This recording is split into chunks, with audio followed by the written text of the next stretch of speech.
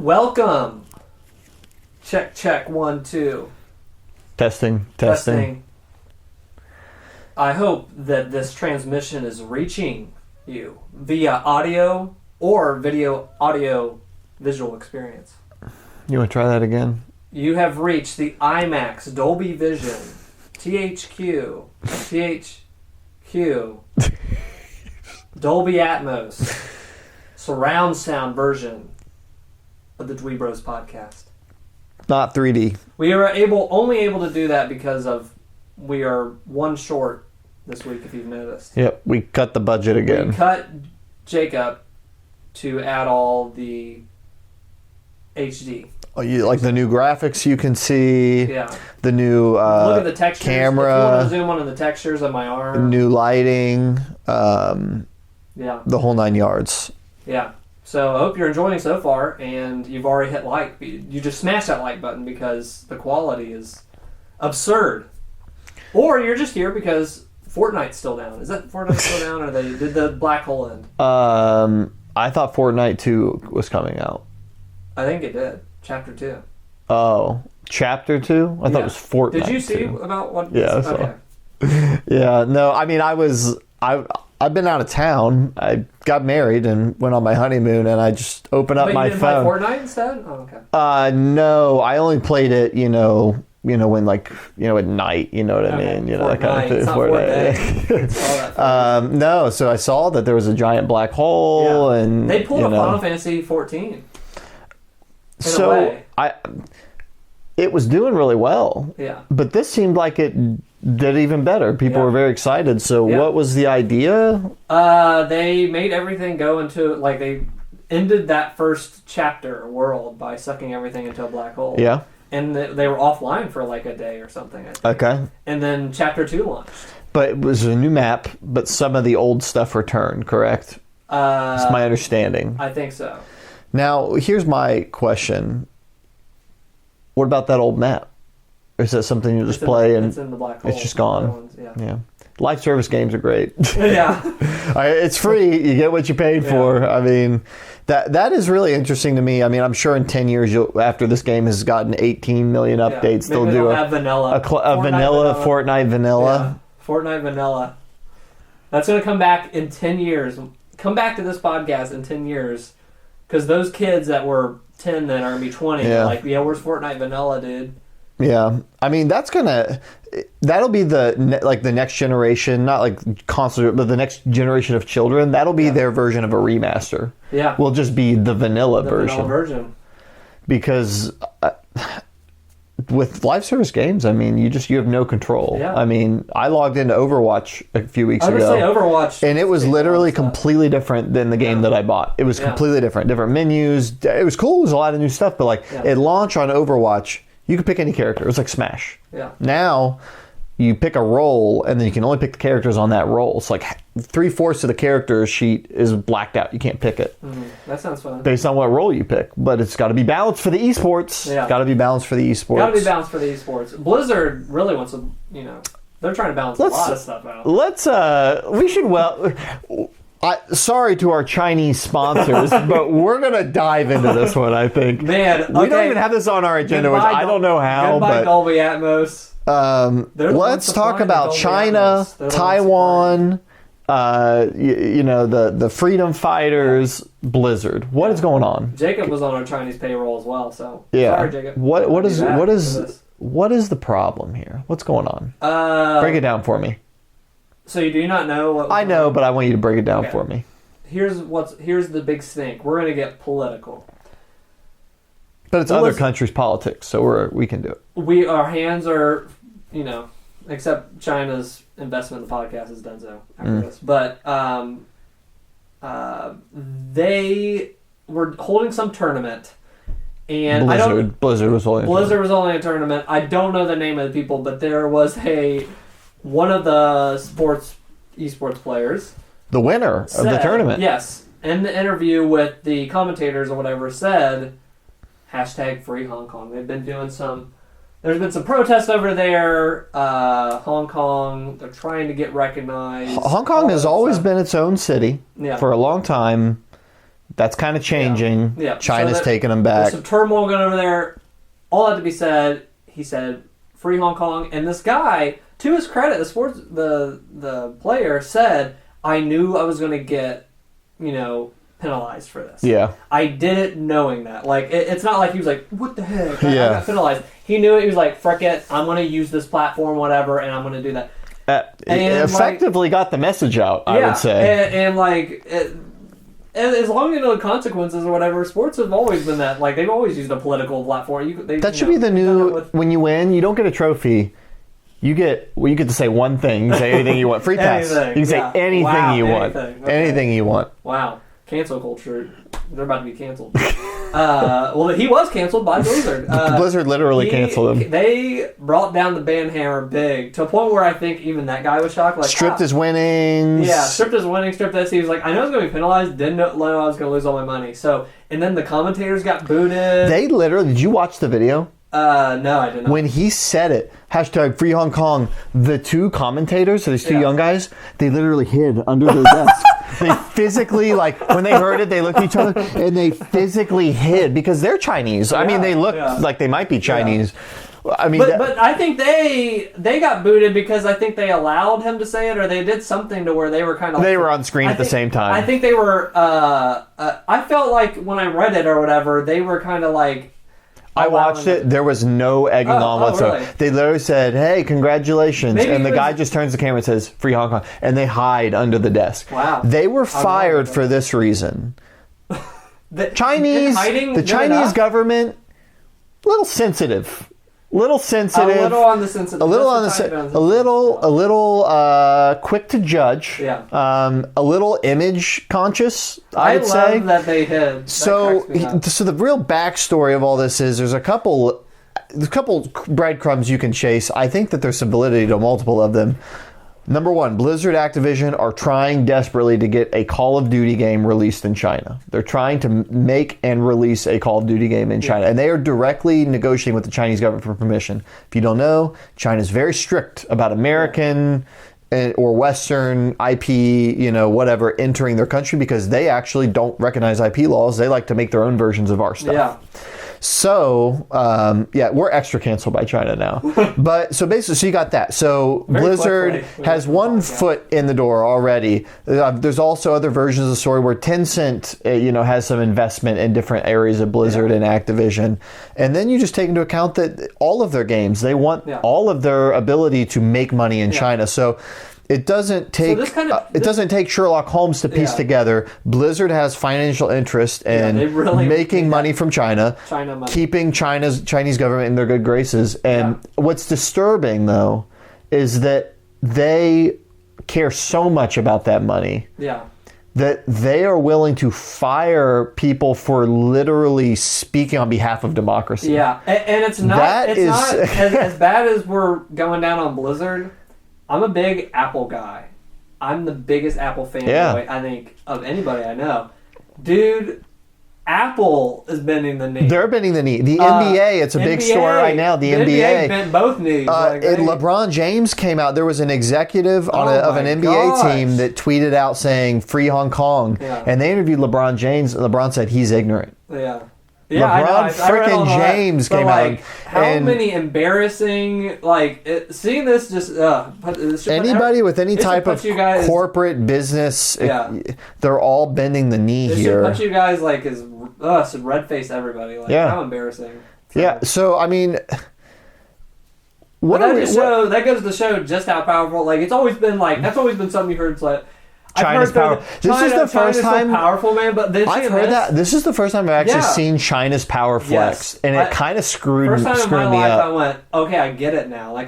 People always said that, but you always go, yeah, they're pretty big. Well, people always said China's going to take us over. People always said China. People always said China will take us over, blah blah blah. I'm actually seeing they already own our corporation. They own them. Yeah, they own them. To the extent that they won't even publicly support democracy. Yeah.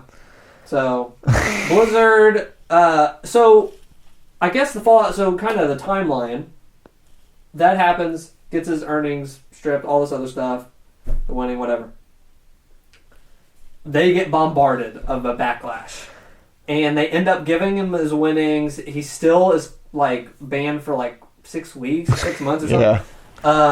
To the point where people are asking like, "Are you going to continue in Hearthstone? Are you going to continue?" And he's like, man, like I'm kind of at a point now where it's like I got to keep earning. You know what I mean? He has to keep making money and stuff. So that happened. Overwatch launched on Switch. And Nintendo tweeted out a thing, said, "Hey, we're gonna have a launch thing." People are boycotting it. They come out.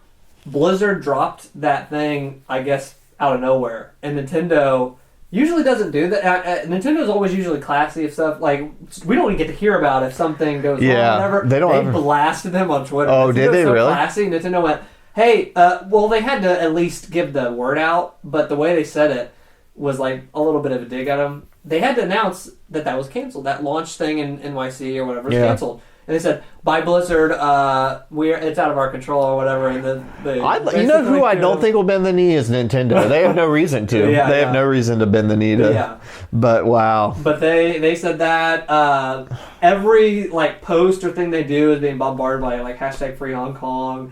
And BlizzCon is coming up to the point where people are like, "You're gonna cancel that thing?" BlizzCon is coming up. They're supposed to be debuting Diablo 4 and Diablo 2 remake, and Overwatch 2 has been getting rumored, which is what they're describing. It sounds like an add-on to Overwatch. They are absolutely getting blasted and deservedly so. Buzz off. Like, hey, you know what? Bungie got out at the perfect time. Bungie literally got out at the perfect time. Bungie, maybe that was on their whiteboard, like China, we love China, and all this stuff, and they just backed out. Like, they like literally. They are literally just like, wow, we got out of the perfect time, I'm sure, because it has just been one thing after another for Blizzard this year and Activision.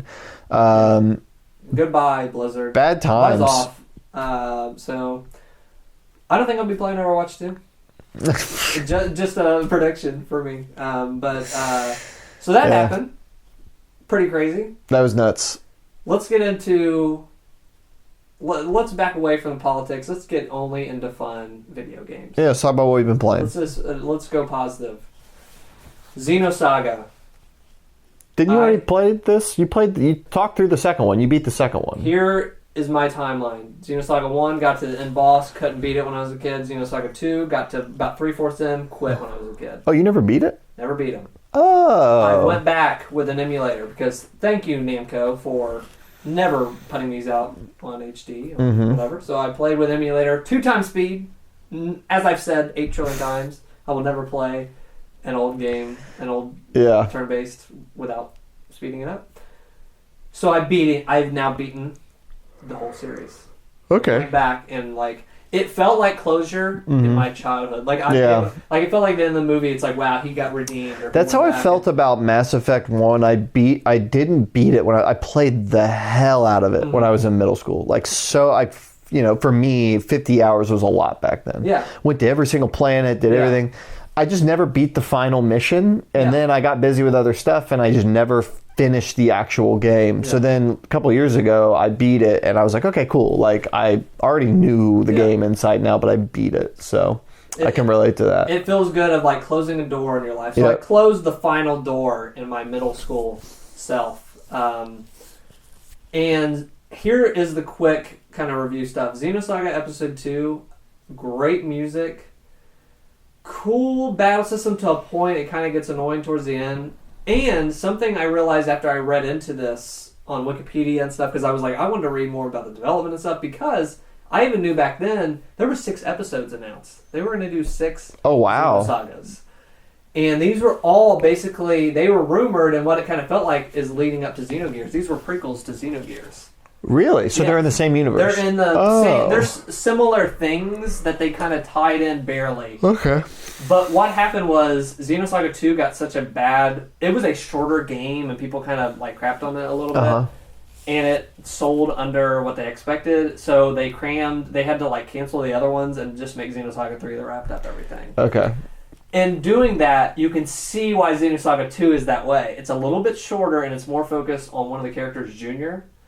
And I was reading that, I was like, that makes sense. Like, they really focused so hard on that. Yeah. And people said, I bet that they were going to spend the next couple episodes, and they were going to, like, dive into that character's backstory, like, there's a character named Ziggy, and like Junior got his own thing in episode 2. They were going to go in each episode and really dive into that character's like backstory and Interesting. stuff. And I was like, that makes sense. That is absolutely what they were going to do, like once I played them all. Yeah. Now that I've played through them.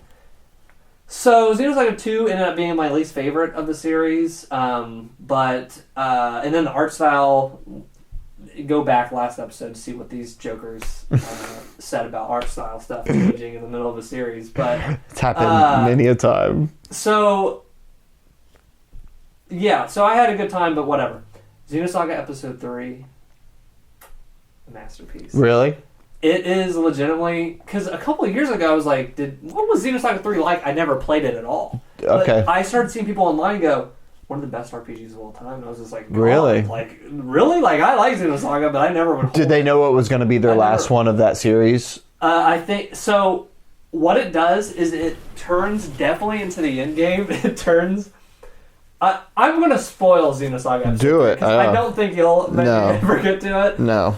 It is so bonkers. It is, I think, touches close to Xenogod. That's the next one. That's the one on Xbox Next. Phil Spencer's going to come out with a Xenogod shirt. And they'll cancel it in a year. 8 years in, they're going to cancel it. The Xenogears is famous for, in its second disc, it loses its mind because... Similar to Xenogears' second disc? Xenogears... So, Xenogears' second disc goes bonkers because they kind of ran out of funding. Like, it was too... Just... Their vision as the developer said it, the scope got out of control. The scope got out of control, and jaw hit the floor in Xenogears towards that second disc. Because it just kind of turns into some cutscenes and stuff, what they were trying to portray, and you're like, jaw hits the floor, like, what I need to finish that dang game. Unbelievable. Xenosaga Episode 3, I was in shock at what I was, like, witnessing. Because another reason this was big for me, and, like, Dot Hack at the same time, is they started to do, like, some heady, like, kind of, like, Evangelion Light. Yeah. Is what it felt like. Xenosaga was the same, and like me as 12, 13 years old, like all this religious symbols, and there's a character with 666 on his hand. Yeah, Zone of the Enders, where they have all these religious name things and the mechs. Use this religious imagery and stuff, and it's very deep and it's dark and it's kind of like moody and makes you just think and stuff, and it's like it's cool. I don't know. And Evangelion has the same kind of religious kind of imagery and stuff, and it's just cool the way they tie stuff in, and everything seems so dark and deep and conspiracy theories. So Xenosaga always had that. Xenosaga 1, 2 had it. 3 has to kind of sync that stuff up. Like, it has to, like, you know... It has to go somewhere with it. Up. Okay, if you don't want Xenosaga Episode 3, stop now and scroll a little bit. But So, there is stuff in there where they're literally quoting, like, Bible verses. Really? Certain stuff. And they're, like, mentioning, like, we're going to be throwing them in the hellfire and, like, certain verses and eternal fire or whatever.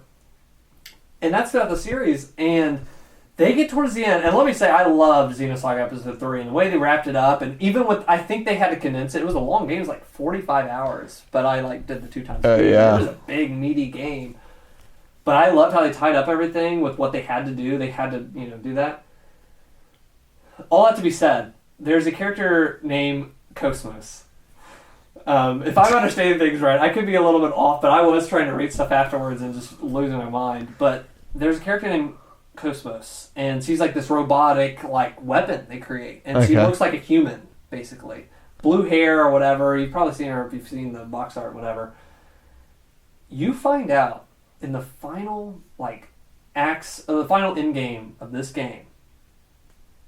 You find out you keep having these visions. The main character Shion keeps having these visions. And she goes back to, they keep showing, a human version of Cosmos and stuff. You're like, you're starting to get the mysteries unraveled as the game is going on. And then, you see this character named Chaos. And he's always been in the game. He's, your party member. And they keep teasing that he's something more or whatever. He's involved or whatever more. You find out that Cosmos is Mary Magdalene. What? And I like was playing, and as the cutscene went on, I'm playing, and it keeps saying like Mary, and she is the form of Mary Magdalene, like she's the maiden form of Mary Magdalene.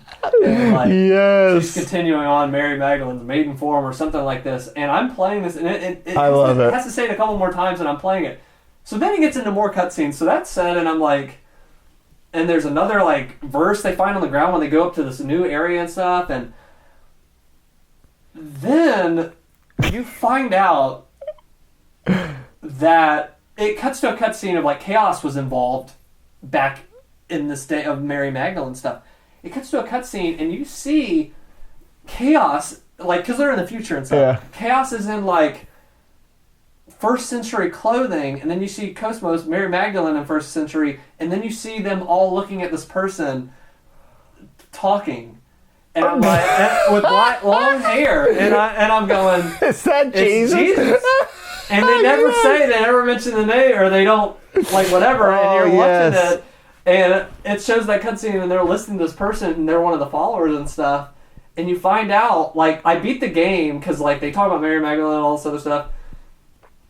I go on the wiki, I'm like, and I just put in Xenosaga episode 3, and one of the first things, it shows the characters, and they show like side characters and other side characters. The first thing is Jesus Christ, like of that character that they showed in that cutscene. Oh my god! And I was just laughing. I was just like, I've never seen Jesus Christ in a video game. That's awesome. Wow, way to go out there and like now I want to play this stuff. That is like to me my favorite stuff of like go gonzo, go deep, go like the stuff connects with with like first century, you know. Now I want to watch this. That's my stuff. But I was shocked. It goes into that Xenogears level of like we're going everything. Like we're going all full cylinder. Jeez, I freaking loved it. The music's incredible. There is Metal Gear Solid 4 moments for this that were in this for me. There is a fight with a character that had his own, like, they had music from the second one. It was like a theme of the second one. And you're playing with this character, you're battling this guy, and he's like, alright, this is the final battle, and whatever. And, like, as this fight starts up, it's new music, and it's a new, like, piano starts up, whatever. And it goes in that episode 2 like epic theme stuff for my childhood and stuff, and I went, that's so freaking cool. Well, let me ask this about a couple questions: Xenogears, the Xenosaga games, and then the Xenoblade games. Yeah. Xenosaga and Xenogears kind of connected. Xenoblade, the tiniest bit. Xenoblade a little bit connected. Same. They use the same imagery of like there's something called the Zohar. It's this kind of religious artifact that the Xenosaga games have. They have that in Xenoblade Chronicles. I think Xenoblade Chronicles X even uses it, but it's different, and it's like it's not connected. It's not like they just use the same. It's like Final Fantasy kind of. Okay, gotcha. They just use the chocobos and whatever else. That makes sense. And then you also put out on Twitter your ranking of all these games. Yeah. So I want to know a little bit about your ranking, and I also want to know if somebody was getting into them. Does order matter? Number one, and number two, what is your you would want to play this one? If you have the time, and I would say play with the emulator and speed up the battles. Xenosaga is just crazy. If you're into that kind of Evangelion level stuff, it's cool. Like over Xenogears? No, Xenogears I would say is my. If you have to pick one, go Xenogears. But that's like the Final Fantasy for you, 6 of the bunch. It's just amazing. Xenoblade Chronicles is another one I don't think people should miss. It's getting remade, right? Yeah. Or at least remastered. Yes, and I'm excited for that. And then Xenosaga Episode 3 is another one of my favorite. I think those are my top 3, honestly. Yeah. Probably, but those are just great games. Yeah. They're fun RPGs. They go deep. I will say Xenogears and Xenosaga Episode 3 are the deepest that I've seen the series go. Yeah.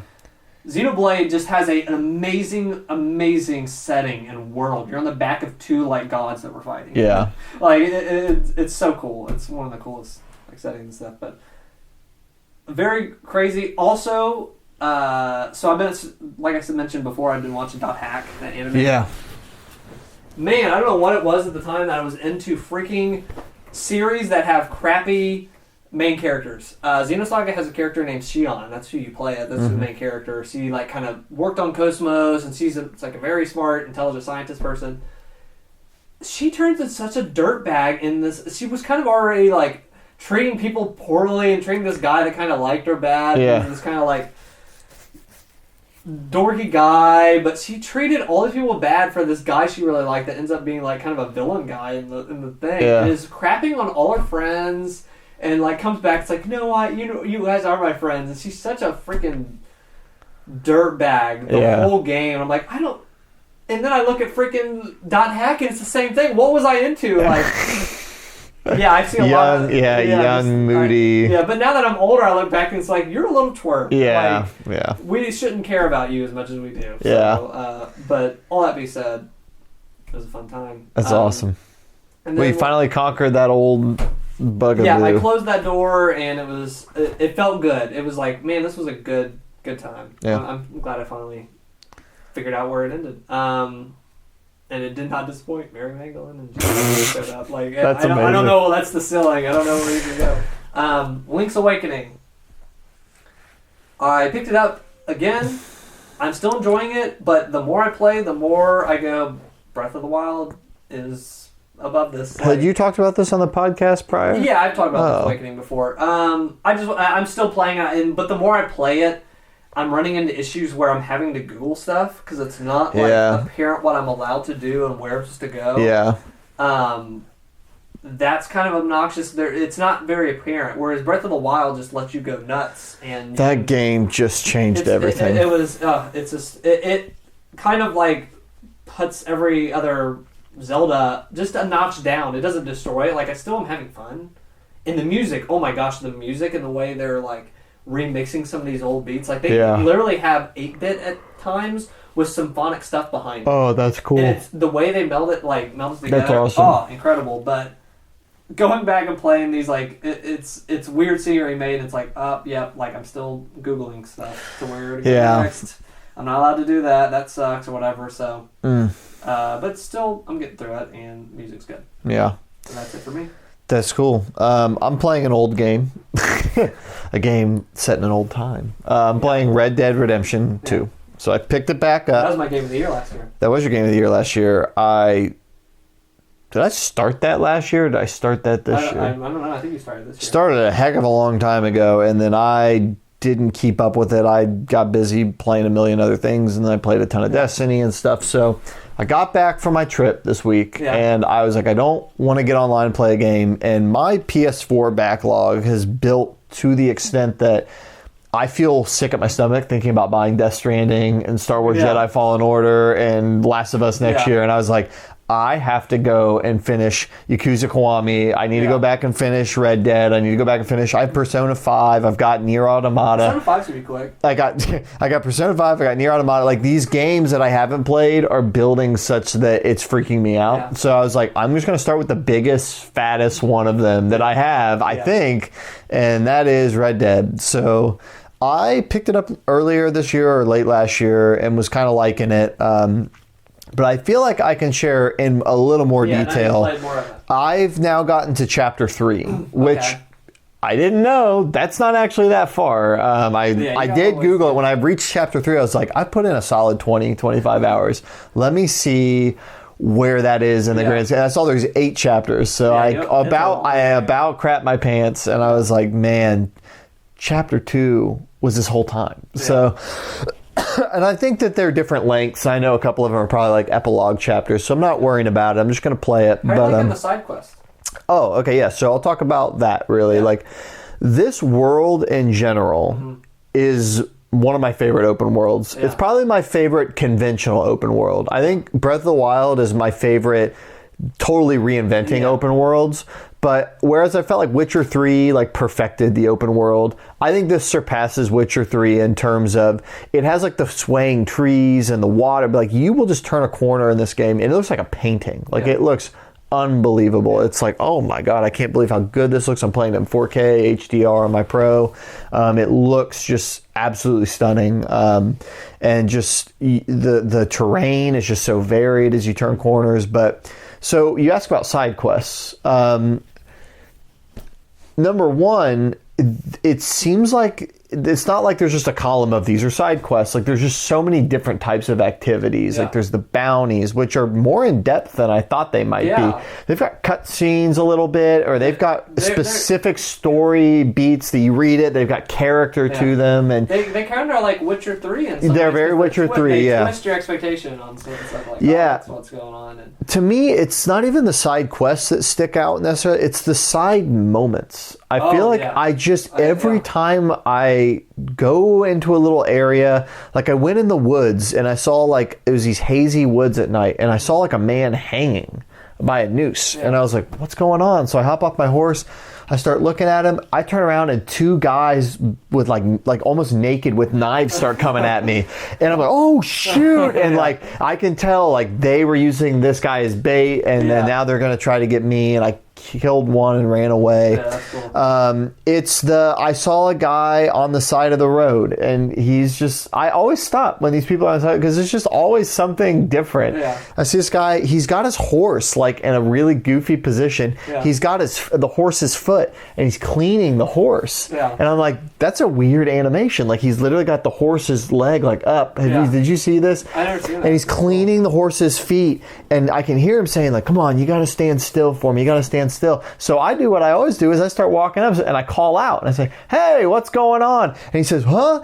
And the horse goes, ah! And kicks his foot and kicks him in the head and kills him. And he just flies and he's dead. And then my guy mumbles like, oh, well, you know, whoops. But like literally I startled this guy's horse that's cleaning his hoof, and it breaks his neck. It was the grossest animation. Just breaks his neck and he falls and dies.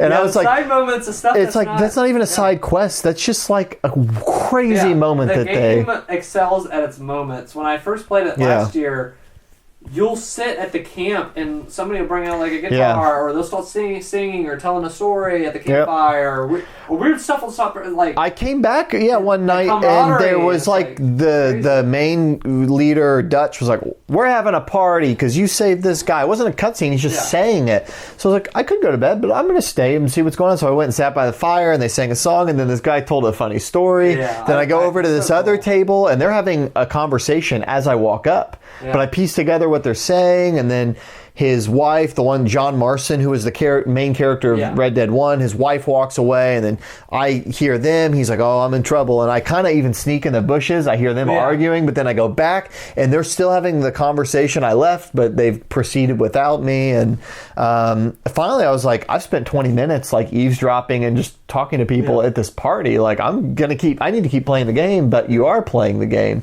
So it's interesting. The game is so sluggish and so you can feel the guy takes forever to get moving and all this stuff, but it makes you really stop and just embrace the moment and embrace being the cowboy. It forces you to really Zen mode that world and like really get into it. So I've started putting on headphones and I just look at the TV and I just play it and I zone into it, but I really like it a lot. I hope that I'm intrigued by the story. I like it so far. I like the characters.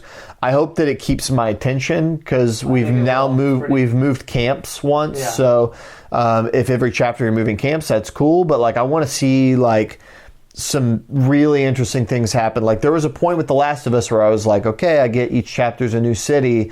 I need something to really grip me at some point. And so right now I like everything that's going on, but nothing's really happened. I'm like, okay, I'm all in. I got to see more. So I'm just kind of hoping something like that'll happen as we go along. I'm sure it will. Amazing. And, I'm looking forward to you getting.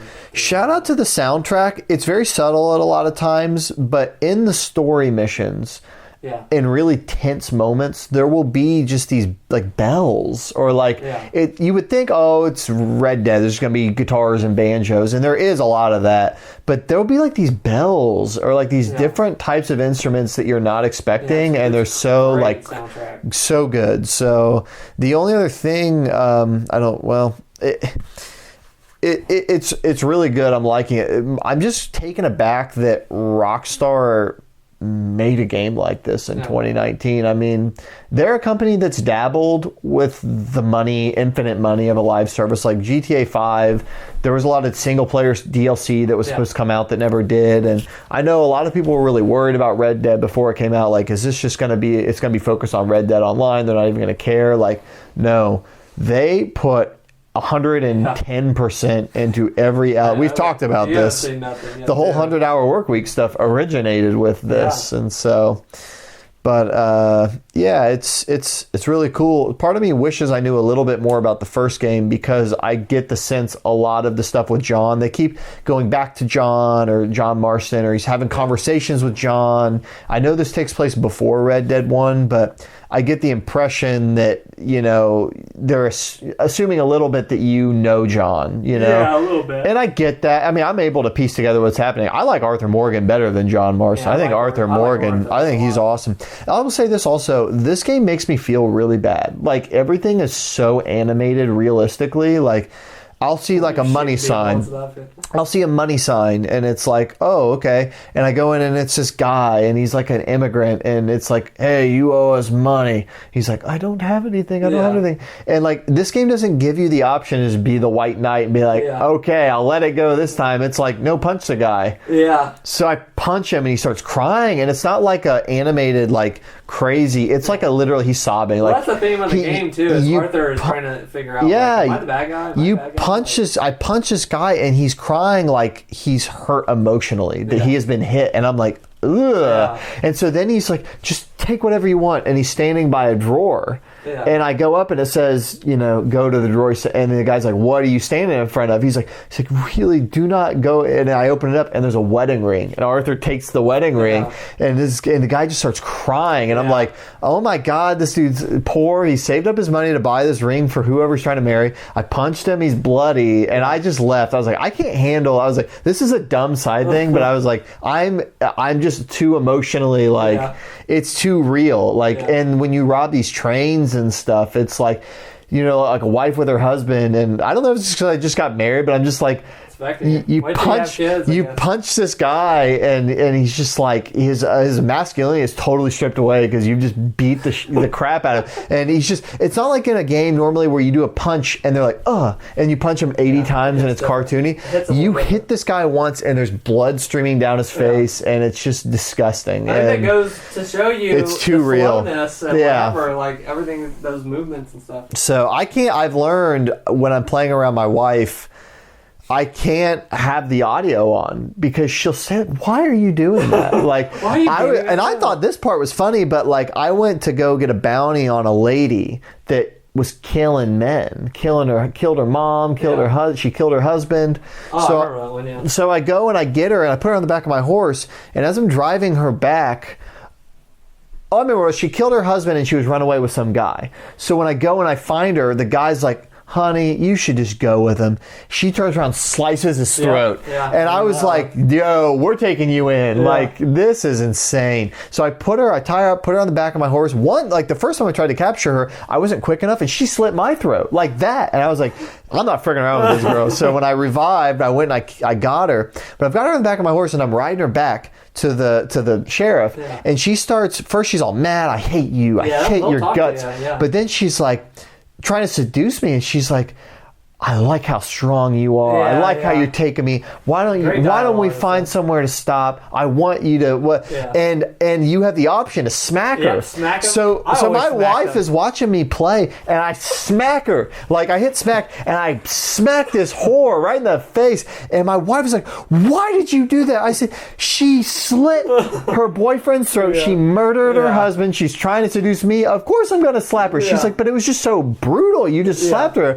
I was like, I've got to have to play with headphones because you can't. you take it. Even I'm You're somewhat emotional. She She is like emotional to the nth degree. So she takes it so real. But I'm like, you got to understand. Like, I don't feel bad about smacking her, but I don't know. There was another one where I punched a guy and his kids come running out and they're like, why would you hit our dad? And I'm just like, so I'm starting to not do those money things because there was one and I loved it. I'm doing a quest where you go around one of the first side quests I get is it's a guy in a bar, and he's writing an autobiography or a biography about some guy, and he wants me to go and meet people from this gang, take picture of them, and get a story.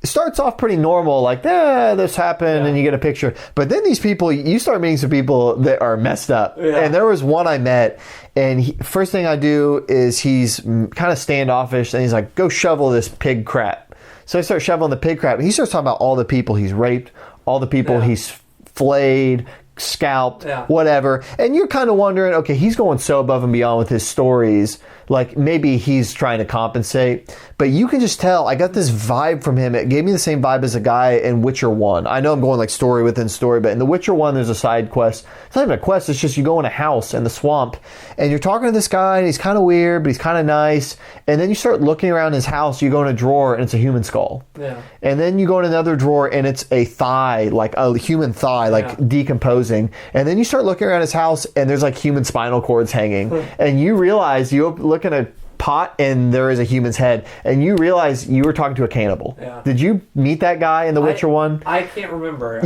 But like, and you just immediately feel so dirty. You're like, oh, this is gross. Yeah. This is a cannibal. This is disgusting. I hate this man. So I started getting those same vibes in Red Dead about this guy that's just, he's disgusting. He's the worst of the worst. And so I had the option after, I started getting a story. He wasn't giving me a good story, so you have the option to antagonize him. So I antagonize him. He's like, I'll kill you right now. And I drew, and well, before I drew, Arthur was like, you know what? I shoveled up all your pig crap. Yeah. What if I've cleaned this place up, what if I destroy it? And I got to pull out some dynamite, and I put it in the thing holding all the pig crap, and blew up pig crap all over his house. And then he was like, draw, and I drew, and I shot him in the head. And I was like, you know what? All the immigrants I had to punch and the nice people on the train, it was worth it, because I got to kill this a-hole. I hated this guy. Well, I love how the game constantly plays with that. Like, Arthur, like, doing stuff, and, like... Yeah, it does that same gray area. You help people. And it's the same gray areas. And he's like, I'm not a good guy. I'm not a good guy. And then you kind of that's the whole. The Witcher 3 was in that same lane. It never really let you be. I mean, you could be awful, but it was gray area, but it was neutral gray. This feels like dark gray. Like. I don't ever really feel like I'm doing the right thing. That's other Rockstar, like, Grand Theft Auto 5 is definitely that way too. It is, but there's a a false, like, cheeriness. It's a little bit more goofy. Yeah. But even that had there was dark moments in Grand Theft Auto 5 of, like, torturing people and stuff Yeah. But, I'm glad you're liking it. And I'm liking it a lot. Story-wise and mood-wise and, like, it's great. Yeah, it's been fantastic. So I will say it's another one of those games where there's just so many items and so many mechanics, and like I've played for 25 hours and I've only just used the guns I pick up. I found a gunsmith and like you can buy a bunch of guns, and I was like, I don't know. I think that they create this giant sandbox. I am too old to be trying to learn every little nook and cranny of that game. I'll do the stuff I want to do, and I'll finish it. I'm not going to try and do all the side quests. I didn't do every single, like, sides. There's, like, side quest of, like, get these animal skins or get whatever. Hunting. But I do encourage people to do, like, the story side quests that they have, because they're all worth it Witcher style. Like, they all have a twist. They all have some cool stuff you're doing in it. Playing through this also does make me want to go back and do the Witcher 3 DLC that I still haven't touched. And that's like a 40-hour thing right there. Yeah. Really. Well, I'm glad you're liking it. Yeah, it's good. More video game. Some news came out straight from the headquarters at Sony. Mr. Sony himself claimed the name. PlayStation 5, it's official. We didn't know if it was going to be called PlayStation Vita. Everything about the way they have announced this thing has been interesting. Like, the first reveal that they were working on it was like an interview with Tech Radar, and it was Mark Cerny like, here's Spider-Man 2, or Spider-Man, and watch how you can jump around the map. And it was like... And they told details like the SSD then and all that. But now we have a final name, PlayStation 5. It's what I wished Xbox would have done instead of just calling I have to think they're going to try to get on some kind of a track with the next one. Like... They could if they called the next one Xbox 4. Go back on the numbers train. Yeah, and just treat it like Xbox was Xbox One, Xbox 360 was 2. If they call that Xbox 4 and they just go forward from there, you'd be good with that, right? They've done that with Windows. They've done 8, they've done this, and like, now we're on 10, but we had Vista. So like, do Xbox 4. Call it Xbox 4. Just do it. Let's stop with this nonsense. So they announced that it's holiday 2020. And I think that was like my prediction for a little bit was 2020 and stuff. So it's been confirmed, and there's also another like kind of rumor, they didn't announce this themselves, but that the price tag might be close to $500. Here's my thought. When they announced PlayStation 4 at $400, and then Xbox One was $500 with the Kinect and all that crap, that Xbox with $500 and all that crap surrounding it was like, no thanks. Yeah. But PS4 being $400 and without all that crap, it was like, oh god. Now that the PlayStation 4 is one of my favorite consoles of all time, the library is uncontrollable. It's ridiculous. I can't even play all these games. They're so good. Like, I don't even have the time. I'm hoping we have a lull to start next generation. They have proven themselves. So when I see people like this, like, oh, it could be freaking $500, I'm going, SSD has the capabilities to do 8K. The library is going to be incredible. The first-party titles are going to be incredible. They've proven themselves time and time again. And PlayStation 4 was so good, it was like, I'm down for $500. Like, I would love $400 to save money, but it's like they have earned their $5 if they do. Yeah. But I don't know, Xbox One or Xbox 4 might do. I'm all for it. I'm for the name, all the specs they've released, talked about, holiday 2020. There's going to be some great stuff coming out. It's going to be backwards compatible, which is perfect. Because when it comes out, I can put my PS4 Pro in a box. Yep. Put the PS5 down. I can pop in Last of Us 2, Death Stranding, anything. Faster too. I can pop in. I can pop in anything that I want from PS4. I can keep all my PS4 games out. That's going to be great. That's going to be fantastic. I'm glad they're finally acclimated. One thing I didn't realize, we didn't even talk about this on the podcast. And maybe I think it's a bigger deal than you do. I don't know. I think this guy has been a bit of an unsung hero through all of this. The guy that is the lead producer for Sony Studios, the guy that does all the E3 things. What's his name? Trenton. Trenton. Yeah, you know what I'm talking about. Jack Trenton? This is the guy that used to do the E3 press conferences. Why can't I think of his name? It starts with an S. Sean Layden, yeah. Sean Layden. He left. Yeah. And look, Sony's been good first party for a long time. Mm-hmm. They've never been better than they are right now. Yeah.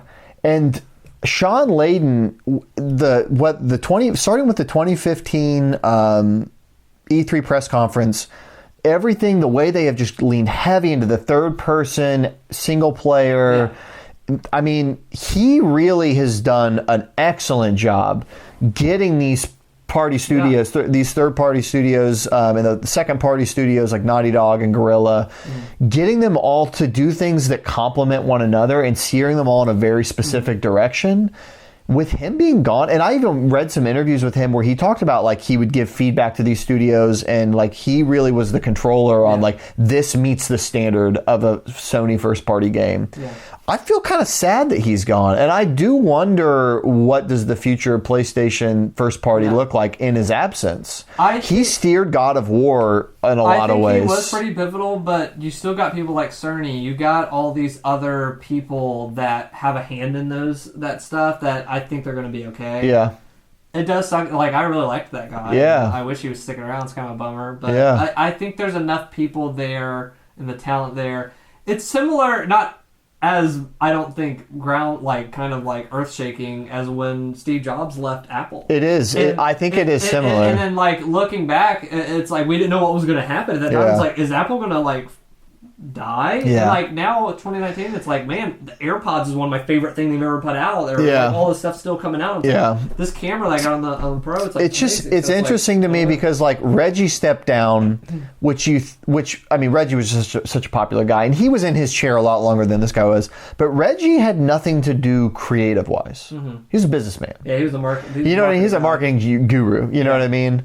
He was the guy that made you. Sean Layden was a legitimate tastemaker. He was the guy, like, this is the temperature we want this stuff at. Quality control. He'd fly to these studios. If they weren't getting it or something wasn't in line, like, he would be the guy that would kind of nudge them along. People like Shu Yoshida and stuff like that. Like, because he was involved in God of War, that he was in the documentary and stuff, like saying like this thing sucks, or like, I'm scared about the quality of the game at that time. So it's like you still got some good players. There's other people. It is interesting. It reminds me of like when a sports team, like their general manager leaves. It's like they still got the same owner, they got the coach, they got the players, but the guy that like is doing the draft and like it's going to be a little different. So it's next generation is going to be interesting. It's going to be interesting, I think.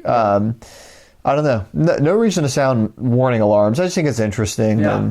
But yeah, I think PS5, Sony's in a great position. I think that as long as they continue on the path they're on, it'll be successful. Another thing that goes straight into this, it's so close to that holiday 2020. It's like getting its instant closer was they delayed Last of Us Part 2. Yeah. Which is crazy, and I think they even put in the tweet, they like felt like they got pie in their face. Like, we did this blowout, like, press stuff for the February release, and it's like, we got to go back to May. But I will always support that, like somebody delaying to make it, the best product that they can do. But, how funny is it? But it's that last 1% to get a game done. I think they figured out, like, it's every time you figure out, like, you thought you had. To me, it's almost completely inconsequential. I do not care. Oh yeah, I'm excited. I think that polish time is good for them. I'm excited because, dude, freaking, we have in March. I don't need Final all these Fantasy games. VII Remake. April is. I need Cyberpunk time. Yeah. I need time for Cyberpunk. I need time for. April is Cyberpunk, May, and then end of May is Last of Us. So it's like that's at least that's better. It's still fricked up. I don't know how I'm gonna have to quit everything I do. Yeah. How funny is it that Last of Us 1 came out so late in the PS3's life cycle that it was like right up against the PS4? Yeah. And this is going to be the same thing. How funny is that? It took them that long to... I mean, Uncharted 4 took them that time. I kind of like that as The Last of Us as a series just being the thing that bookends a generation. It really is The Last of Us. Last of games for the console. Now, another one that's interesting is Ghost of Tsushima. We do not have a release date for. I'm kind of like, I don't know, I visited that time period with Sekiro, had a blast. This could still be cool. It still is one of the best E3 trailers I've seen maybe in a long time. But I don't really care about Sucker Punch. We'll see. I don't really know how much I care about the game. But the rumor is that it got its release date pushed even though we didn't have it. And it was supposed to be mid-2020. Yeah. It got pushed. So we're assuming to late 2020. Yeah. But they're saying, Jason Schreier was very clear, he said, it's getting pushed, but it is still a PS4 game. Interesting. I'm interested to see if Ghost of Tsushima will be one of those games that literally comes out at or after the launch of a new console. And because it's the branding of things, because it is backwards compatible, I'm really curious if they'll brand it as a PS4 game, but make it really clear, like, you can also play it on the PS5. You can also play it on the PS5. I wonder if the box will say of some of these newer titles coming out, close to the launch of PS5, it's playable on PS5 or whatever. I think they almost need to do that, though. Like, I see, well, I don't know. I just, because then if you say that on some, then you might get the impression that some aren't, but they all are. I don't know. It's going to be interesting. Yeah. I think it's interesting that Last of Us Part 2 is so close to this PS5 release that there was somebody the other day tweeted out, was like, get ready for the PS5 lineup of the first year. Last of Us 2 remastered. Death Stranding remastered. It's like, oh gosh, these are definitely getting ported to like a remastered 8K version of these games. They're already mastering for those versions. Another thing I wonder about is VR. Mm-hmm. I haven't seen as much from them on the VR front lately. Are they gonna carry that into next generation? I'm not sure. I think the PSVR now will work on it. Don't quote me on that. I mean, theoretically, it could scale up with the new hardware too, couldn't it? Yeah.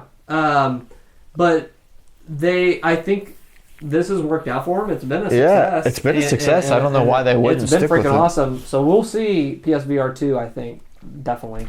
They've already done all the R&D for the base. I think we'll have an updated version. Let's see if we can cut down on one wire. Just one. Let's see how we can figure that out. But Yeah, I'm excited, and I'm going to be there day one.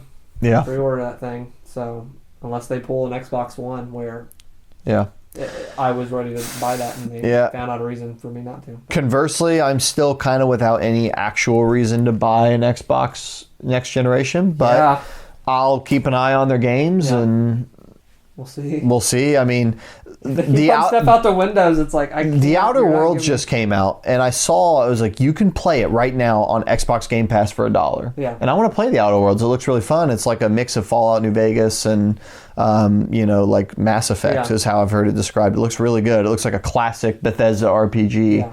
Yeah.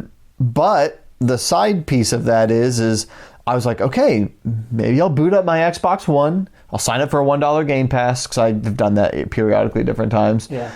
But then I saw I can do it on my PC instead, and I was like, I would just do it there. Like, every time I think there's a reason to use my Xbox, there's not. There's not, yeah.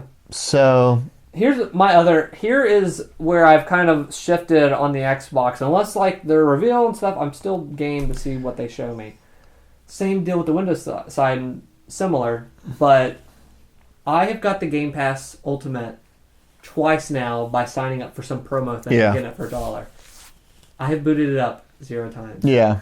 I've let it just run out. Yeah. Because I have Nintendo games to play, Link's Awakening. Stuff. I have PlayStation games to play. And it's not enough of a draw to me.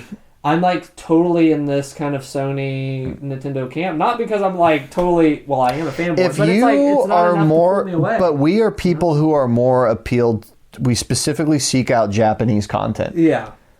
We like Japanese content. I mean, over half of the stuff we have talked about in this podcast is Japanese stuff.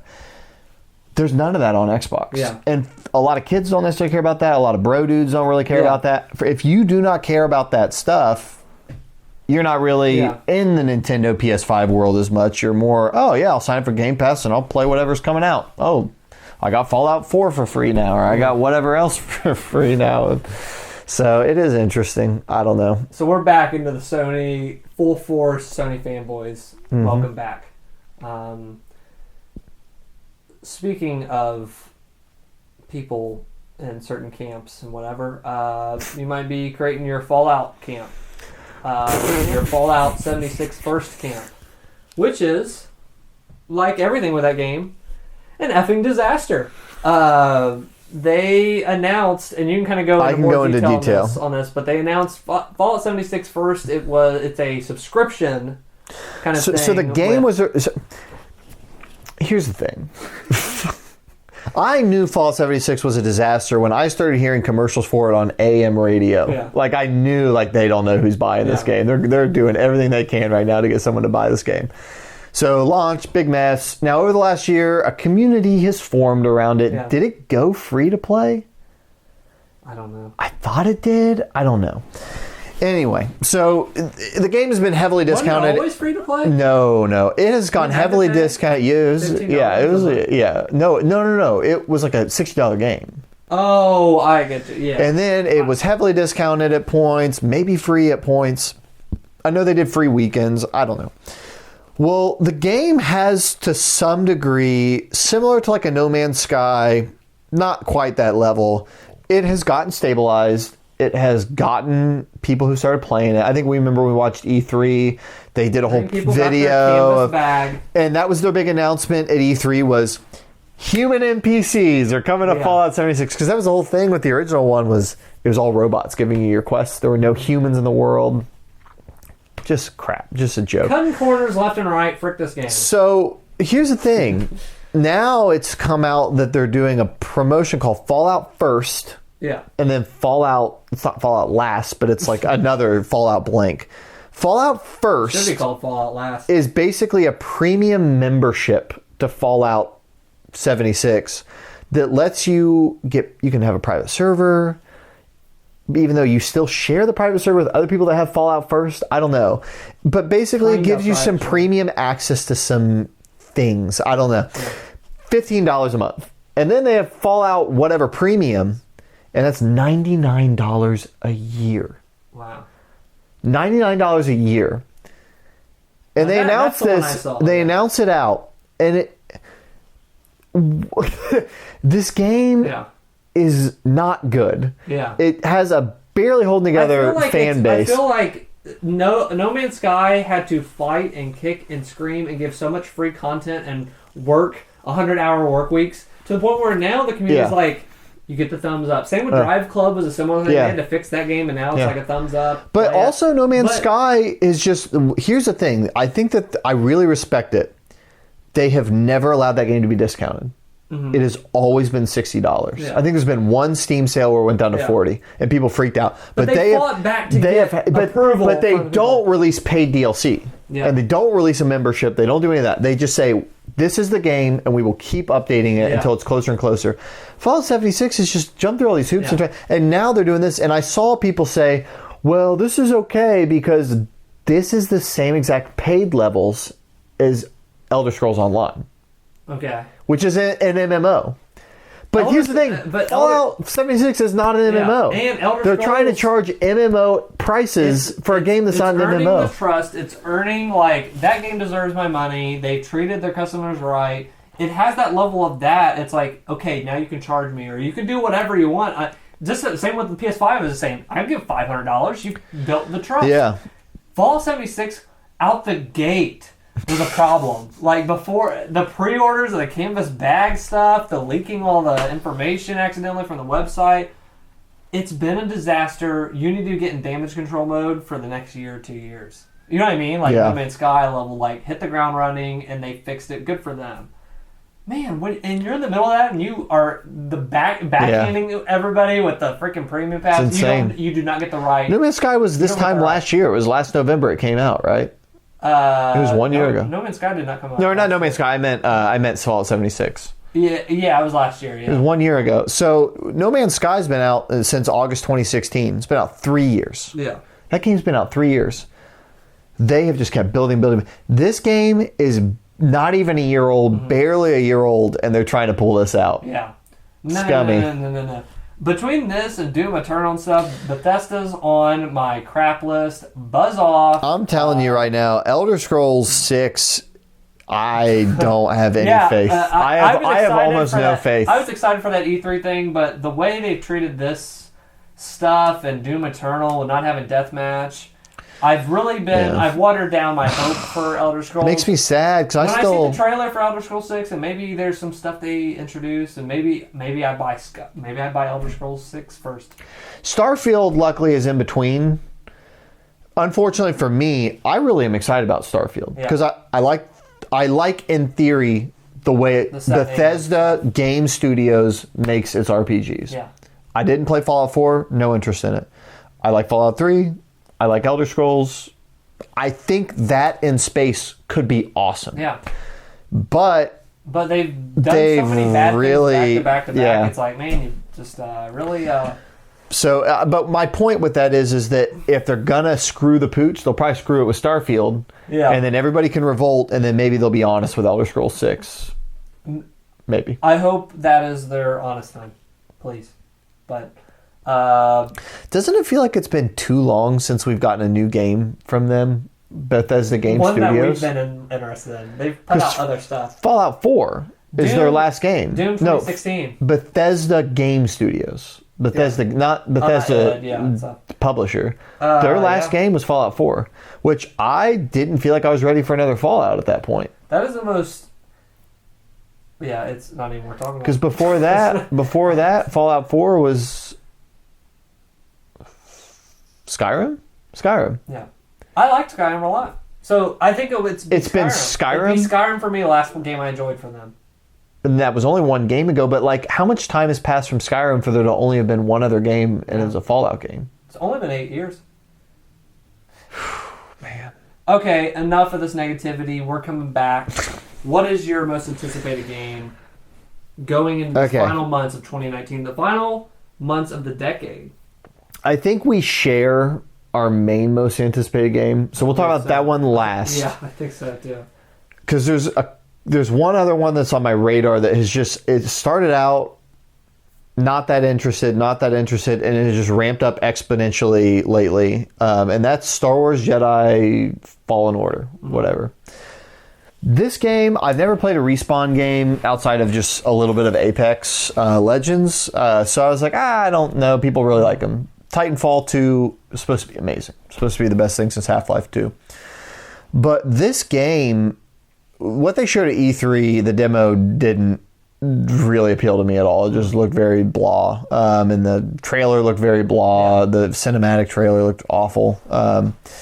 But now that we're getting gameplay and we're getting reviews and impressions, this game looks amazing. Like, it looks absolutely amazing. I'm not interested in this game, but I'm happy for Star Wars fans that get a freaking cool, what looks to be a finally a cool game. Finally cool freaking Star Wars game. God, it's a Metroidvania mixed with like some Knights of the Republic where you have a ship with a crew and you're flying wherever you want. I think it's going to be mixed great. with Dark Souls, and it's supposed to be very hard. And just watching the gameplay, it looks like Dark Souls. Like I've got a good feeling in my gut. I watched like these stormtroopers running at this guy, and he was up on like this castle area, and I was like, this looks like Demon Souls, like out on a bridge, but they're stormtroopers. And I think this game's gonna be great. It looks awesome. Feeling in my gut, so that's I don't know. So I'm excited about that. I pre-ordered that. I'm going to be getting that. So that's probably my most anticipated outside of one other one. But what's yours? Shenmue 3. I cannot freaking wait to When is that, December? Shenmue 3, because I'm coming in it with the right, I think, expectations that other people are sharing, but I think there's going to be people that get this game that kickstarted it like I did that are about to throw that thing at the wall. That's going to be the next controversy, is Shenmue 3. Yeah. It's going to come out. People didn't realize they paid $60 for a Dreamcast game. Yep. And this is a Dreamcast game with 4K textures like through on it. Through and through, like when they showed the most recent thing and one of the most recent trailers, and they're running through the city and there's a kid that's on a ladder and he catches the kid, and it's so that level of corniness. I love that it's right back there. I have a feeling I'm going to enjoy my time with Shenmue 3. So looking forward to that, but I think again we definitely share our number one most anticipated game. To end off the decade strong and to end off this year strong, Death freaking Stranding. I'm getting giddy. It's a couple weeks from. I'm getting giddy about this game. We were like 2 weeks out, if that. I remember, we've been friends since probably, we first started hanging out in 2014. We became really close friends in 2015. Like late 2014 and then 2015. For sure, 2015. Yeah. That was the year Metal Gear Solid 5 came out. Yeah. And so some of the earliest memories of our friendship was talking about it's coming, it's almost here. And then it came out and we had so much fun with it. And you played it 120 hours. I played it 120 hours. We talked about it. We loved it. We were let down by parts of it, but it just blew us away. Yeah. So in a way, it feels so weird that Kojima's next game is already here. Yeah. In another way, that was 4 freaking years ago. Yeah. I mean, I remember us being at a concert and like we were off to the side talking about Metal Gear Solid 5. Yeah. That was 4 years ago. Yeah. We're both married now. Yeah. Like we weren't even engaged at that time. Like life has changed so much. But I have the same level of, I've watched some gameplay videos that have come out and I'm like, it reminds me of watching the gameplay videos of Metal Gear Solid 5 when that came out, of like, this game looks so deep. The menus, I won't get it. It's just like, oh my God, like there's so much to this thing. I'm just excited for another Kojima game. Another Kojima game, and because I have been ultra blind, like I knew some stuff about Metal Gear Solid 5 because I watched a little bit more. Well, and you at least knew what a Metal Gear game somewhat entailed. Yes, but this, you played Ground Zeroes. I have no clue how to play this game. Yeah. I've seen the one trailer where they got suitcases and they're walking on a thing and a ladder. That's all I know about this game. There's ladders and then there's stuff that can pull you down, and you have a baby that you pull. I don't know who the character, like I don't know what the different interactions with the characters are at all. I don't know any of that stuff. So this is going to be one for the ages. So I do have the limited edition baby pre-order as well. Oh, you're crazy. Leading up to that, I was like, do I keep the baby? Do I return this and get the regular? But man, I keep the thought of having this thing is. My wife hates this about me, but I love to have funny things that make me laugh. Like I have certain clothes I bought that just make me laugh. Where are you going to put the baby in here? I don't know where the baby's going, but the baby, I have settled and I have, I've gone full in. I go, this makes me laugh. I'm keeping the baby. Yeah. The baby is such a funny... You just look at that and you just... It brings a reaction. It's going to bring a reaction on people that look at that. Like, why the frick do you have a baby in a thing that has LED lights? You're an idiot, so... I'm so ready. I'm ready to dive headfirst into this game. Especially after Xenosaga Episode 3. I'm a sucker for just deep psychological stories and messages and, you know... Maybe Jesus shows up in Death Stranding. Yeah. I think that's the next place. I'm starting to go where I'm going dark. I mean, there's been a lot of trailers and stuff that have come out that I haven't even watched because I just don't want to see it all. I do anticipate there'll be a launch trailer coming out soon. They've been saying that. But I will say, and the embargo hasn't lifted, so like we don't really know, but people were getting their hands on the game 2 weeks ago. Mm-hmm. So just so you know, like press people are playing the game. Like they are playing the game. And might spoil.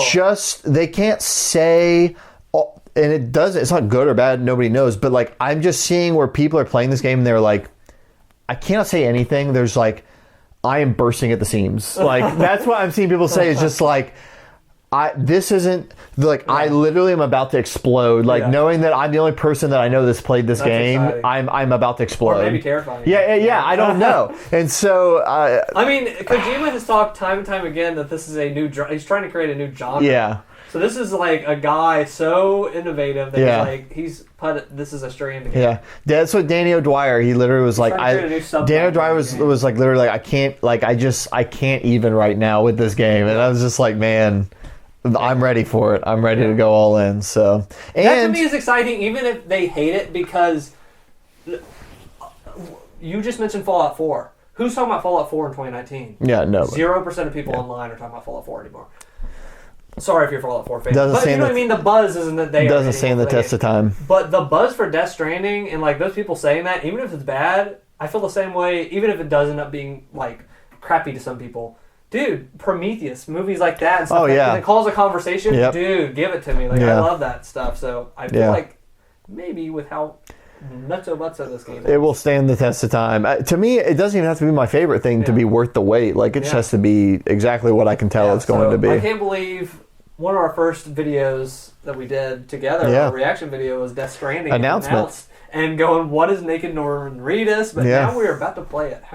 It's crazy. And we almost know as little now as we did then. This is getting me excited because it's like freaking 2 weeks. What is it? November 1st is when the embargo lifts. November 7th it drops. Okay. Oof, I'm going to have to clear off some time. Yeah. I really might have to clear off some time. I'm taking the weekend. It comes out on Friday, and I'm doing Friday, Saturday, Sunday. Like, I'm waking up, getting it, and coming home and playing. Yeah, I'm busy on one of those days, but I'm going to probably take a little time off work and just make it a long weekend. Time. So that's enough with games. We've talked too much about games on this gaming podcast. Just want to say, TV. Righteous Gemstones finished up their first season. I talked about it last time, but me and Jess are going to start watching this. I've narrowed down that this is a show I want to watch. Yeah, and it's only 9 episodes. I think it was 9. I think it was 9. Yeah, or 8. One of those. But Danny McBride's new show. Cast returns from Eastbound and Down, Vice Principal, if you've heard of those. Comedy drama, and this show is great. It has like dramatic moments in it, like legit, like you care about these characters and stuff like that. But I enjoyed this first season. They got greenlit for season 2. Nice. And honestly, they could have ended it with this one, like, and I would have been satisfied. But I'm down to see what antics they get into in season 2. But good time. The Deuce is coming up on its series finale. I think there is 1 episode left on that. I'm pretty sure. You really like that show. Yeah. I've had a good time with it. There was kind of a lull in this season. I was like, I'm not really caring, but there's been some stuff happening and stuff, and it's like, oh, this is they're wrapping stuff up, and it's just cool to live in that time of 80s and the porn industry and all this stuff, and they're trying to, these people that were, prostitutes, or now they were porn stars, and then they're like, how do you navigate the world of like, now everything's on VHS tape and all this stuff. Oh, interesting. And they're navigating that, and you get to see these characters interact. That really cool, and James Franco does a great job. There's a great cast on that, so I've had a good time, and the end is nigh for that show, but I've had a good time with it. Good time. And then The Watchmen. Yeah, I didn't watch this, but I really want to know your impressions. I just from the outside looking in, I've tried to read the Watchmen graphic novel a couple times. Have you ever read that? No. I've started. I've enjoyed it. It's just so dense, and it like has stories within stories. So like you have to really devote time to it. Watching the first episode makes me want to kick back to it because of something I thought about. You probably should. I have a copy of it if you're interested in borrowing it. And I did see the 2008 movie. I saw the movie, yeah. Not a good movie. Yeah. It's just not a good movie. It's just not a good movie. Not a good movie. Didn't care. And quick trivia, David Hayter worked on the screenplay for that. So, that movie? Yeah. So, stick to voice acting. Yep. Sorry, David. Maybe David will be back for Death Stranding too. We don't know. Probably not. Kind of burned some bridges there. Yeah, The Watchmen. So me and my wife watched episode 1. This has Damon Lindelof, who worked on my favorite show of all time, Lost. Yep, and Leftovers. And he is a writer on this as well. And what did I think? So I went in this pretty blind. Like I saw like. Did you see the trailer? I saw the trailer. I thought the trailer looked really bad, and I thought it looked. I didn't understand how it had anything to do with what I knew of the series. Here is the thing. Lindelof has a style of writing stuff and world or whatever that this has this, and I'm game to go even deeper. There is weird stuff happening in this first episode. You're like, what is this? And they really get you. They push you right into the world immediately.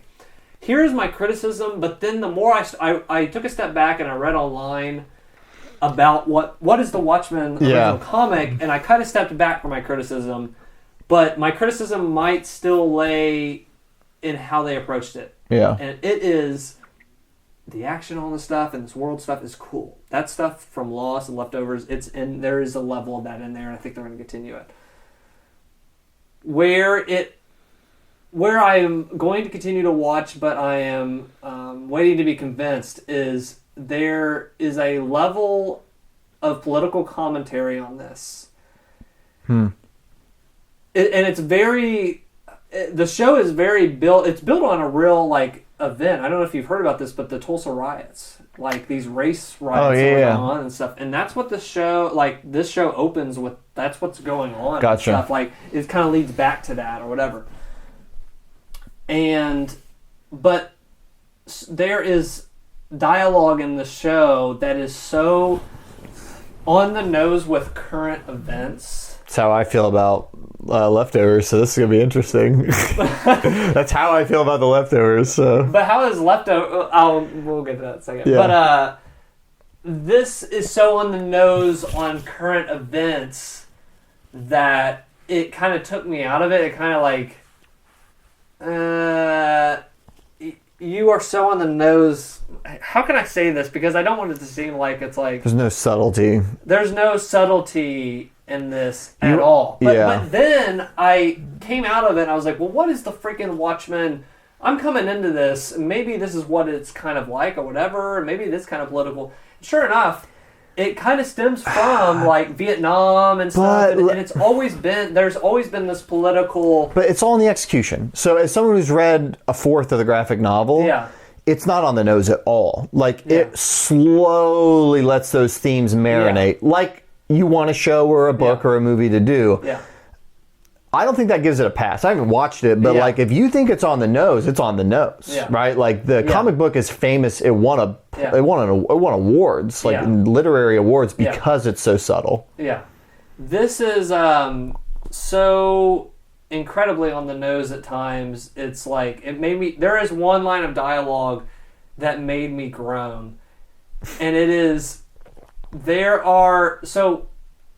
just to not spoil it or whatever, but there are...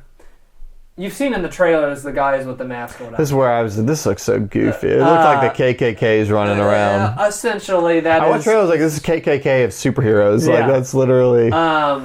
But there is a line where he literally says, like, they're doing, like, a broadcast. He's like, and the liberal tears will will flood the streets or something like that. It's so in the nose it like shook me out of The Walking Dead, the cool stuff that they were doing. But jeez, I'm going to keep watching. I will keep watching weekly until maybe it turns me off like The Walking Dead did, where I just stopped watching. But I'm going to keep giving it a chance, and I know that even the subtlety of that show, there was political stuff in it. I'm game, and there was some cool scenes and cool like fight stuff that was going on in this first episode. So I'm going to keep at it. Okay. And I will return.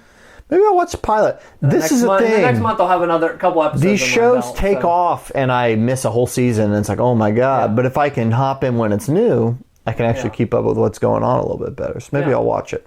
Yeah, so The Watchmen remains to be seen, what I think. But I think that's TV. I have one. I don't know if I would call it a TV show, but we're transitioning to movies anyway, so I'll probably call it a movie. It is a movie, actually. I have been in... Well, we should really talk about our first thing first. Anyway, I've been in a Batman mood lately for reasons we saw Joker. We saw Joker. Yeah, so I will say... And we're still alive. Yeah, I will say, before we talk about Joker, I watched The Batman Returns, or The Dark Knight Returns. Okay.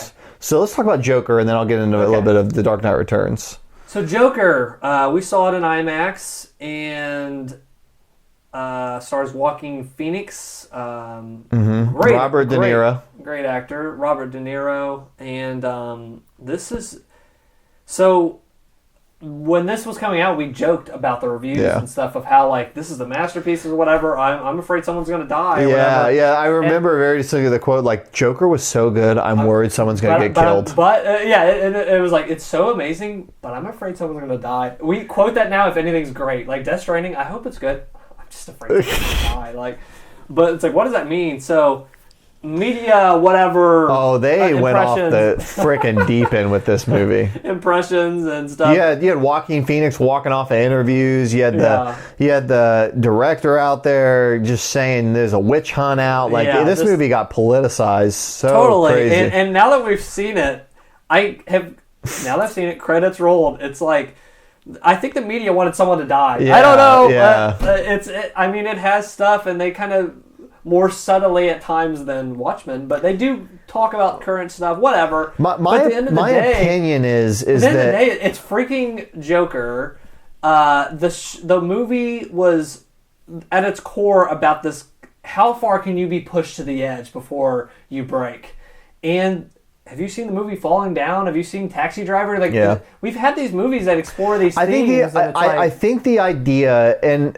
Someone never articulated this properly because they must have just... I think that the thought is you're taking a very complicated subject matter, like in a Taxi Driver, and you are impregnating it into a comic book film, which we know the masses go and see, and a lot of man children go and see. Yeah. So I think really what the thought was of some of the people, I think some of the media people just wanted a tragedy. Yes. But I think other people, I think the thing that was not clearly stated, and I think it's prejudice, like against white men, to an extent, is that there's a lot of virgin loser men who are going to go see Joker because they go see every comic book movie, and they're going to walk out crazy Taxi Driver maniac. Here's number one.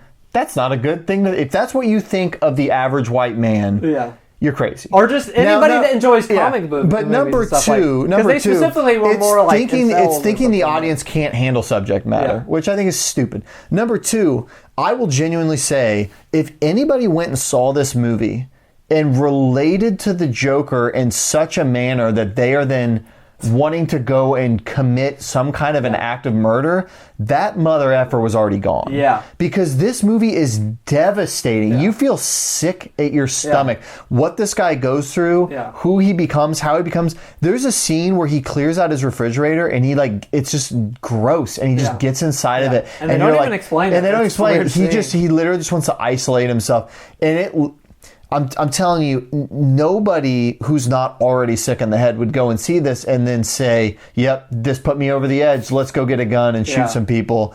That's not what this is. It's just not. we'll go ahead and spoil or whatever. Like, I mean, I'll wave my hand when I'm done. If you haven't seen Joker by now, you don't want to see it. Yeah. That's my theory. I mean, it's been out months. I'll wave my hand when we're done because I don't want to spoil if you want people still have to see it. Maybe you're waiting to go see it. Yeah, but I'll wave my hand when I'm done. But towards the end of the movie, there hits a climax with him on the show, the TV show with Robert De Niro, the talk show, and he even says, like, you're politicized, these people froze up and they got clown masks, and it's like, this guy legitimately is just not mentally well. Yeah. And they try to explain that, and he just keeps getting pushed down or whatever.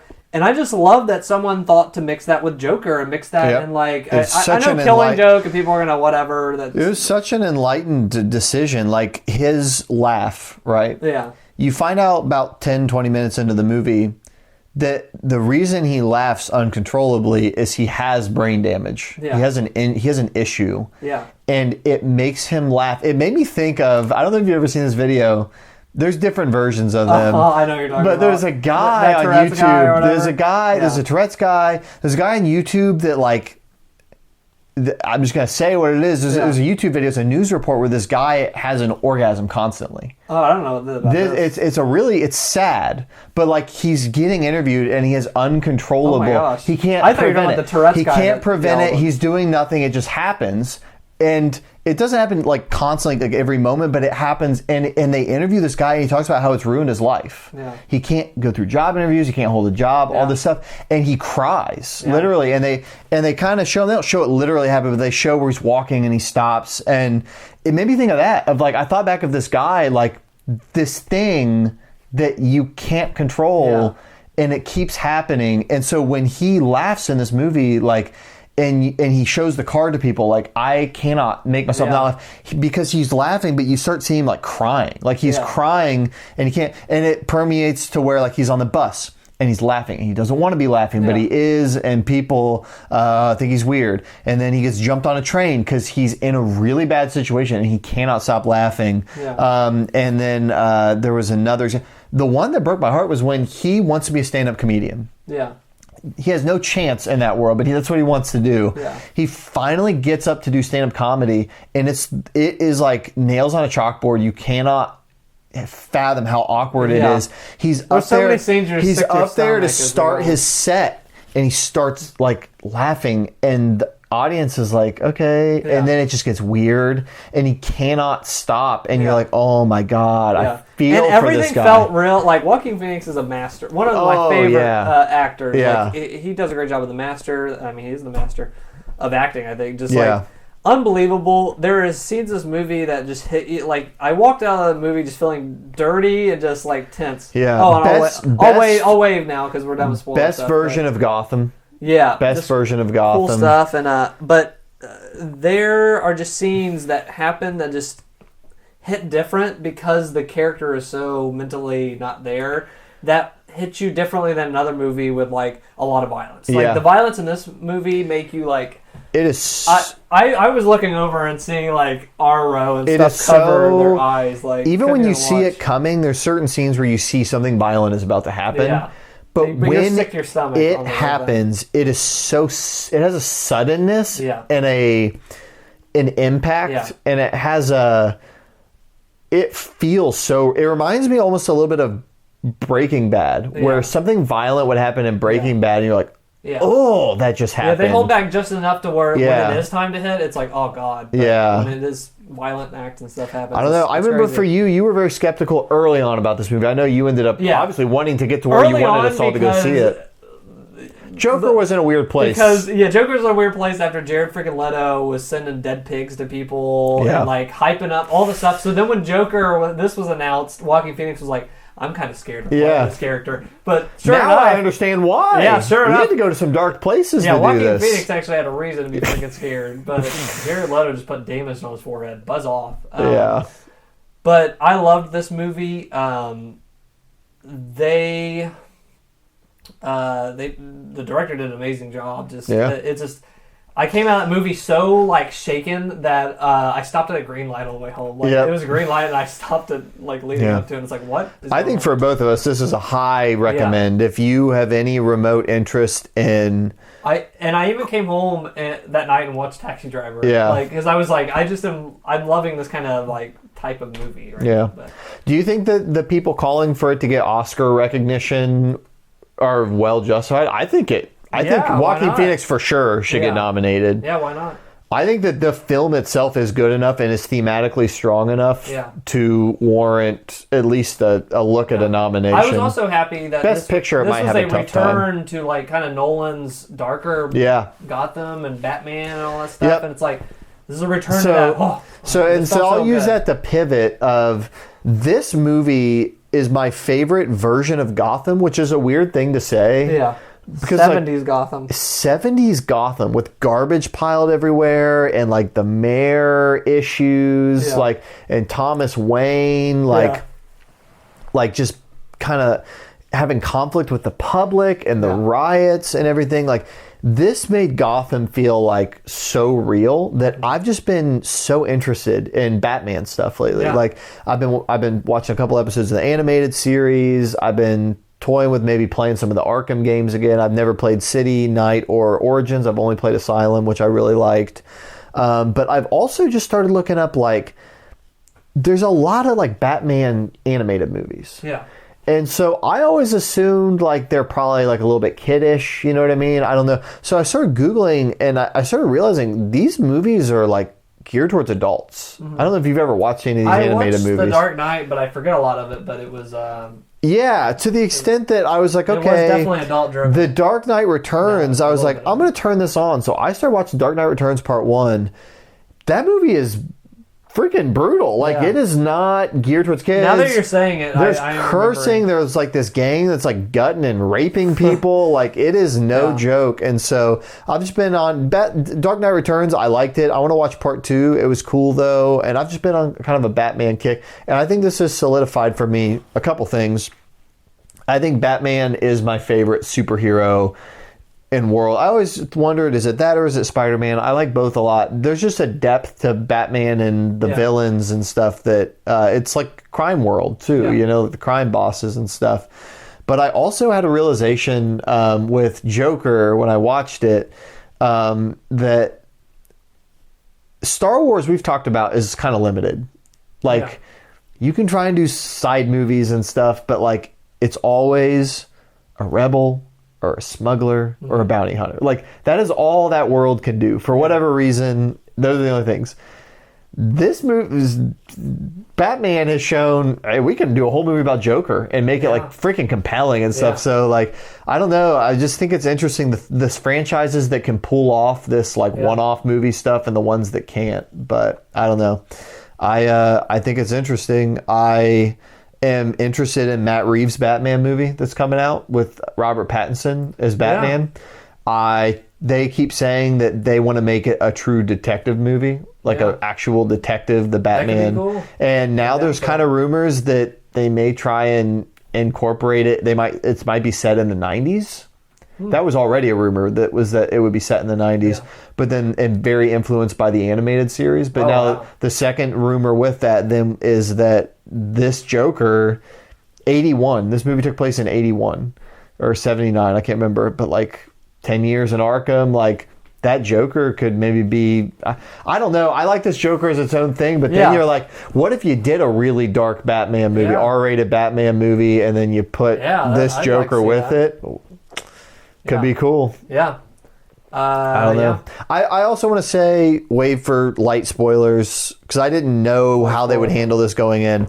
I love the way they incorporated just a little bit of Batman stuff in Joker. I wasn't expecting anything, so when this was, I was like, oh, kind of cool. Yeah, it was cool. First they were like, made you think they might be brothers. Yeah. And I was like, oh, that's a choice. I was like, that puts a whole new... But then it made it clear that they're not. I don't know. They still left it a little open-ended. And they left it so open that they could, but if they don't, I love this standalone. I love the concept that the Joker has this deep-seated hatred for Thomas Wayne that now is going to connect back to his entire upbringing and stuff, and that can play into a Batman conflict in a really interesting way. So...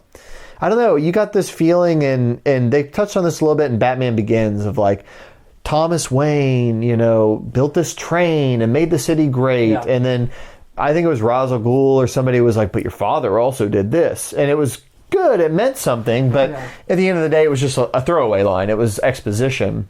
Now, if you did a Batman movie with this Joker, like you have some really meaty stuff you can dive into. If Thomas Wayne isn't a perfect guy in this movie by any means, so I don't know. Weird. Interesting. But one last movie I want to talk about, El Camino, came out. They kind of stealth worked on this movie. You're going to have to be careful because I haven't seen this. Okay. And I was out on my honeymoon the day they released it. This will be a spoiler-free review of El Camino. But it just kind of came out of nowhere. They worked on it in secret, and then they kind of announced it and said, hey, this is coming out soon. And boom, here it is, and they put it on Netflix. It is the movie based on Breaking Bad. This movie is it kind of revisits, kind of checks in with the characters. My understanding is it's kind of like an epilogue. Yes. Would you describe it as that? I would describe it, and if you've seen this before, Lost had an epilogue. Wasn't that like 5 minutes? It was like a 20-minute thing. I never watched 25 minutes, but we'll have to watch it one time. It's on the Blu-ray set that I have. But that epilogue thing was you sticking your head back in, checking back on these characters and go, oh, cool. And then just that, it's not like, let's pick apart the themes here and whatever else and the character development or whatever. It was like, it's just you getting back. It's a high school reunion with your buddies from the show. This is the same thing. El Camino was poking your head back in, and it was entertaining. They did a good job. Just like it was funny that it's been so long, and there's a line in this where it's like, like you got a lot of money or you're a teenager or whatever else, and it's like this guy's at his later 30s now, like, you know what I mean, like you can't pass it anymore, like as young as he was back in the beginning of Breaking Bad. It's like over 10 years ago, but